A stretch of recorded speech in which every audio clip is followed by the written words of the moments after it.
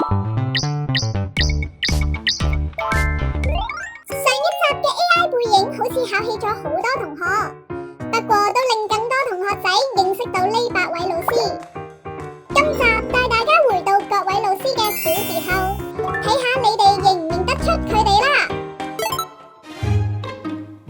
我係講嘢好大聲嘅老師，落堂嘅時候，我成日都會留低啲嘢喺課室。我教嘅科目有數學、常識、體育。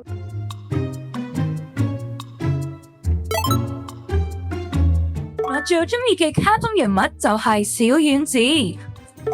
細個嘅時候，我逢親去遊樂場玩碰碰車，都要側邊啲工作人員嚟協助我先可以成功逃出生天。但係近排經過努力之後，我成功考到車牌啦。咁我咧主要就係任教中文科。另外咧，雖然我冇教音樂科，但係咧都有教授課後嘅音樂班組噶。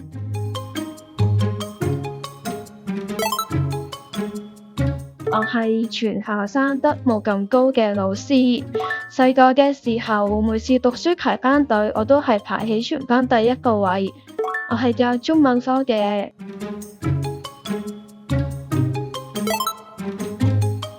我咧最中意咧就係藍色，同大家分享埋一件趣事啦。其實我都係黃福聯嘅畢業生嚟噶。我教嘅咧就係數學科、常識科同埋體育科。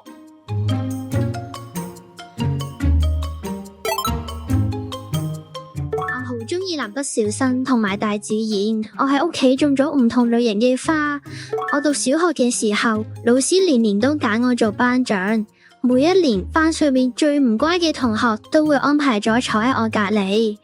我係教數學科嘅。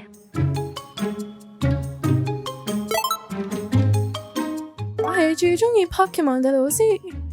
我嘅高度嘅位呢，如果我坐喺綠面班，你就揾唔到我噶啦。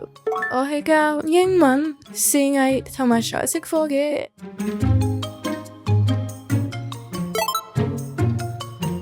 我會形容自己咧係一個好有記性嘅老師嚟。學校入邊嘅大多數同學咧，其實我都可以記得晒你哋個名啦，同埋認得你哋個樣啦。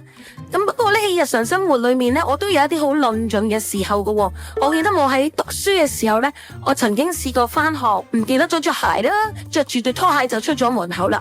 咁你係冬天嚟嘅，我記得當時咧行到出門口，哇！即刻知好凍喎。咁我就主要教英文科啦、體育科同埋仲有科學科嘅。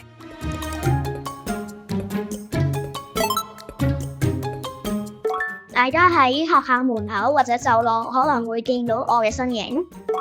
讀書時期好想做班長，但係做咗風紀隊長。我會教生命教育科同德育科。認唔認到呢8個小朋友係邊位神秘老師呢？新年假期後同大家